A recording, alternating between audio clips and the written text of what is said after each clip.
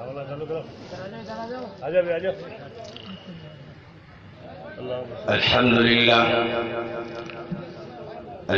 لله وحده والصلاة والسلام على من لا نبي بعده أما بعد فأعوذ بالله من الشيطان الرجيم بسم الله الرحمن الرحيم وإذ يرفع إبراهيم القواعد من البيت وإسماعيل ربنا تقبل منا إنك أنت السميع العليم وقال النبي صلى الله عليه وسلم من بنى لله مسجدا بنى الله له بيتا في الجنة أو كما قال عليه الصلاة والسلام۔ جناب صدر لائق فخر قابل قدر جمعیت علماء راجستھان کے سابق صدر حضرت مولانا محمد ابراہیم صاحب دامت برکاتہم العالیہ اور جمعیت علماء ضلع چورو کے وکیل و کفیل مفتی محمد شکیل دامت برکاتہم العالیہ اور استاد حدیث و فقہ حضرت مولانا محمد ایوب صاحب و دیگر قابل صد احترام علماء کرام، محترم دوستوں، بزرگوں اور عزیز بھائیوں، اللہ تبارک و تعالیٰ کے بے شمار انعامات اور احسانات ہیں کہ جس نے ہمیں اپنے گھر کی مقدس سنگ بنیاد کے مبارک موقع پر حاضری کی توفیق عنایت فرمائی۔ اللہ اپنی بارگاہ سمدیت میں ہم سب کی حاضری کو قبول و منظور فرمائے۔ دوستو، مسجد کی اسلام میں بڑی اہمیت ہے۔ انسان کے چونکہ دو پہلو ہیں، ایک مادی بہیمی اور جسمانی ہے جو ظلماتی ہے، اور ایک ملکوتی اور روحانی ہے جو نورانی ہے، یعنی ایک جسم ہے اور ایک روح ہے۔ جسم کی خوراک کھانا پینا سونا وغیرہ ہے، اور روح کی خوراک اس کی یاد اور اس کی عبادت ہے۔ جسم کی خوراک کا مرکز بازار ہے، روح کی خوراک کا مرکز مسجد ہے۔ انسان جب بازار میں جاتا ہے تو اصل انسانیت پہ، روحانیت پہ موت واقع ہو جاتی ہے، موت طاری ہو جاتی ہے، وہ مرجھا جاتی ہے، اس پہ غفلت کی چادر آ جاتی ہے۔ اس لیے صحابہ جب بازار جاتے تھے تو اپنی زبانوں پہ ذکر کا ورد رکھتے تھے، اپنے آپ کو اس کی یاد میں رطب اللسان رکھا کرتے تھے۔ ان کے استاد نے انہیں سکھایا تھا کہ جب بازار جاؤ تو چوتھے کلمے کا ورد کرو، اور اس کی فضیلت بتائی کہ جب تم بازار سے گزرتے ہوئے چوتھا کلمہ پڑھو گے تو 10 لاکھ نیکیاں ملیں گی، 10 لاکھ گناہ معاف ہوں گے، 10 لاکھ جنت میں درجے بلند ہوں گے۔ تو پھر صحابہ کی ہلچل بازار میں نظر آئی۔ کسی نے کہا آپ تو خدا کے محبوب کے تلمیذ ہو، شاگرد خاص ہو، اللہ کے رسول کے شاگرد ہو، اور بازار سے اتنا تعلق رکھتے ہو۔ صحابہ نے عرض کیا ہم بازار میں سامان خریدنے نہیں آتے، بازار کی رونق اور زینت دیکھنے نہیں آتے، بازار میں ہم صرف چوتھا کلمہ پڑھنے آتے ہیں۔ تو انسان جب بازار جاتا ہے تو اصل انسانیت، روحانیت پہ غفلت کی چادر آ جاتی ہے۔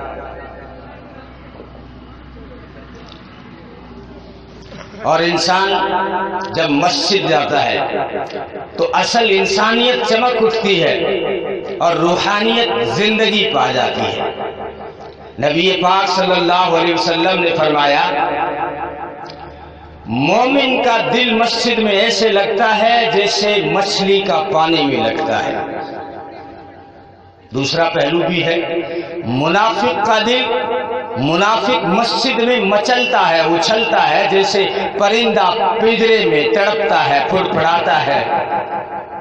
دیکھا نہیں ہماری نسل کو جمعے کے دن ادھر دعا ہوئی اتنی تیز رفتاری سے بھاگتے ہیں گویا کہ پھانسی کا مجرم جیل سے رہا ہوا ہو، چپل پہننے کا ہوش نہیں۔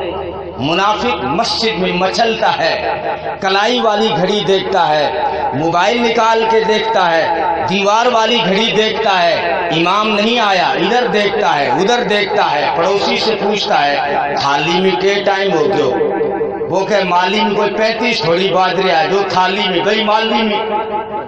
لیکن مومن کا دل مسجد میں ایسے لگتا ہے جیسے مچھلی کا پانی میں لگتا ہے۔ مچھلی کو اگر زندہ رہنا ہے پانی میں آنا ہوگا۔ رانا سر کے روشن ضمیروں، اگر تمہیں اپنے ایمان کو زندہ رکھنا ہے تو مسجد میں آنا ہوگا۔ مسجد اللہ تبارک و تعالیٰ کو پسند ہے۔ خیر الاماکن مساجدها وشر الاماکن اسواقها، سب سے بہتر جگہ، ایک صحابی نے پوچھا اللہ کے رسول سب سے بہتر جگہ کون سی ہے؟ نبی پاک صلی اللہ علیہ وسلم نے فرمایا سائل کی طرح مسئول بھی نہیں جانتا، یعنی پوچھنے والے کی طرح جس سے پوچھا جا رہا ہے وہ بھی نہیں جانتا۔ اتنے میں جبریل امین حاضر ہوئے۔ نبی پاک صلی اللہ علیہ وسلم نے جبریل سے پوچھا تو بہت گھما پھرا ہے، جبریل تو بتا سب سے بہتر جگہ کون سی ہے؟ اور جبریل نے خود اقرار کیا ہے آفاقہا گردیدہم محربتاں ورزیدہم بسیار خوباں دیدہم الا تو چیز دیگری۔ جبریل کہتا ہے قلبت مشارق الارض ومغاربها لم ار احدا احسن اجمل اکمل اشرف افضل من محمد صلی اللہ علیہ وسلم۔ جبریل کہتا ہے میں مشرق مغرب شمال جنوب آسمان زمین 7 اقلیم 14 طبق لوح و قلم عرش و کرسی سب گھما ہوا ہوں، لیکن محمد جیسا احسن اجمل اکمل اشرف افضل میری آنکھ نے نہیں دیکھا۔ تو حسان نے کہا او جبریل تیری آنکھ دیکھتی کہاں سے؟ تیری آنکھ دیکھتی کہاں سے؟ وَأَجْمَلَ مِنْكَ لَمْ تَلِدِ النِّسَاءُ، کسی ماں نے ایسا بچہ جنائی نہیں تو تیری آنکھ دیکھے کہاں سے؟ صرف تیری بات نہیں ہے وَأَحْسَنَ مِنْكَ لَمْ تَرَ قَطُّ عَيْنِي، میری آنکھ نے بھی ایسا حسین نہیں دیکھا۔ تو عطا اللہ شاہ بخاری نے تڑپ کر کہا اے حسان عینی مت کہو عینن کہو، یوں کیوں کہتے ہو کہ میری آنکھ نے نہیں دیکھا؟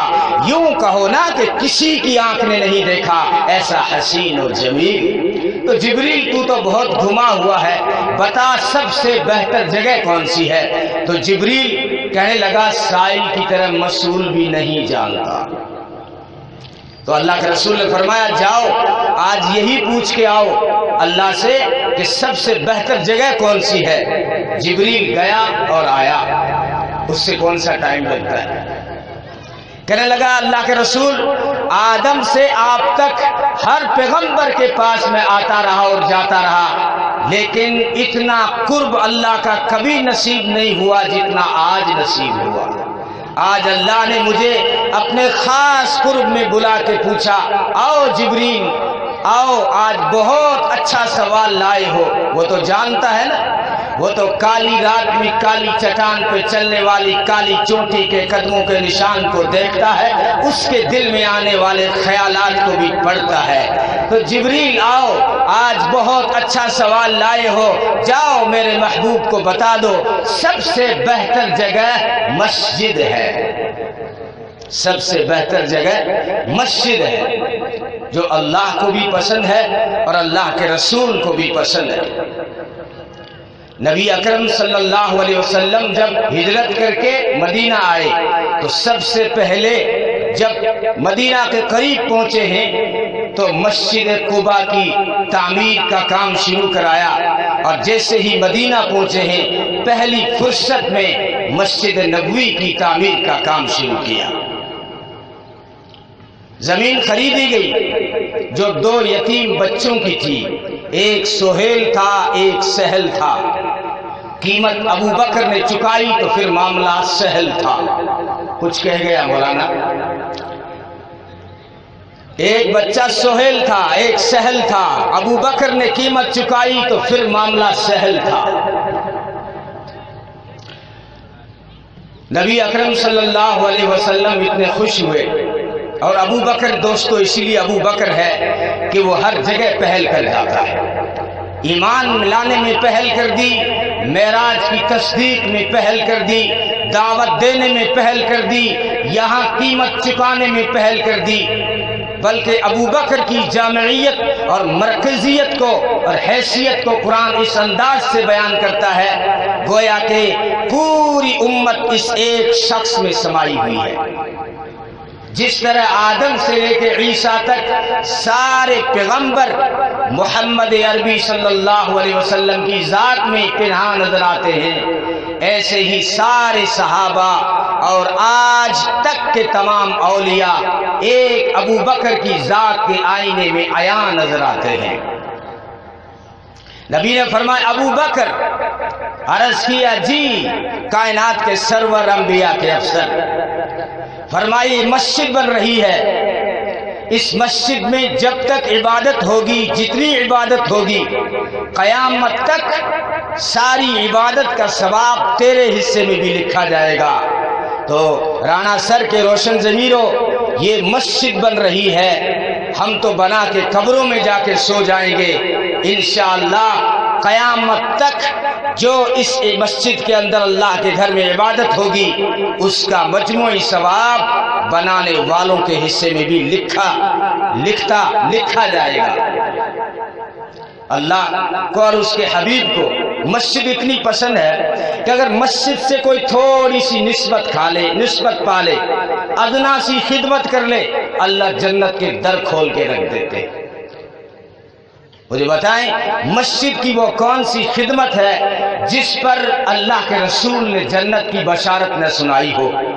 مسجد کی طرف چل کے جاؤ تو جنت، مسجد میں قالین بچھاؤ، چٹائی بچھاؤ تو جنت، مسجد میں چراغ جلاؤ تو جنت، ادنا سی خدمت پر جنت جنت جنت۔ بلکہ نبی نے فرمایا من اسرج سراجا فی المسجد نور اللہ قبرہ الی یوم القیامہ، جس نے مسجد میں چراغ جلایا، وہ چراغ کا زمانہ تھا، آج کے دور میں مسجد میں جس نے لوٹیاں لگایا، ٹیوب لائٹ لگائی، روشنی کا انتظام کیا، نبی فرماتے ہیں من اسرج سراجا فی المسجد نور اللہ قبرہ الی یوم القیامہ۔ لوٹیا تو 10 روپے کا ہے، لیکن اگر جس نے مسجد میں روشنی کا انتظام کیا، نبی نے فرمایا قیامت تک اس کی قبر کو اللہ روشن اور نورانی اور چمکدار بنا دیتے ہیں۔ مسجد کی ادنا سی خدمت پہ، اور مسجد نبوی میں سب سے پہلے تمیم داری رضی اللہ تعالیٰ عنہ نے چراغ کا انتظام کیا۔ وہ چونکہ عیسائی تھے، کرسچن تھے، پھر اسلام میں آئے تھے، اور وہ اپنی عبادت گاہوں میں دیکھ چکے تھے کہ بڑے بڑے چراغاں لگائے جاتے ہیں، تو جب اسلام میں داخل ہوئے تو ملک شام سے خاص چراغ منگایا اور مسجد نبوی کے کونے میں رکھ دیا۔ نبی پاک صلی اللہ علیہ وسلم جب نماز پڑھانے کے لیے آئے تو دیکھا آج مسجد جگمگ روشن ہے۔ صحابہ سے پوچھا یہ روشنی کا انتظام کس نے کیا ہے؟ تو صحابہ نے عرض کیا وہ جنوں والے بھائی نے۔ حضرت تمیم داری جنوں کی دعوت سے اسلام میں آئے تھے۔ ہاں تمہیں تعجب ہو رہا ہے، جن بھی دعوت دیتے ہیں، کالی کھوپڑی والا چاہے نہ دے، جن جو ایمان والے ہیں وہ بھی دعوت دیتے ہیں۔ جنوں نے دعوت دی تھی اس پر یہ ایمان میں داخل ہوئے تھے۔ صحابہ نے عرض کیا کہ اللہ کے رسول جنوں والے بھائی نے روشنی کا انتظام کیا ہے، بلایا جائے اس سے۔ جب وہ آئے تو نبی نے پوچھا یہ چراغ تم نے لگایا ہے؟ جی اللہ کے رسول مجھے پتا نہیں تھا، آپ خوش ہوں گے، ناراض ہوں گے، اچھا لگے گا نہیں لگے گا، میں نے اپنی عبادت گاہوں میں دیکھا تھا اس لیے یہاں بھی لگا دیا۔ نبی نے فرمایا نہیں میں ناراض نہیں ہو رہا ہوں، مجھے تو اتنی خوشی ہو رہی ہے کہ اگر آج میری کوئی بیٹی غیر شادی شدہ ہوتی تو تیری نکاح میں دے دیتا، اتنی خوشی ہو رہی ہے، تو نے میری مسجد کو روشن کیا ہے۔ اللہ کے رسول کی 2 بیٹی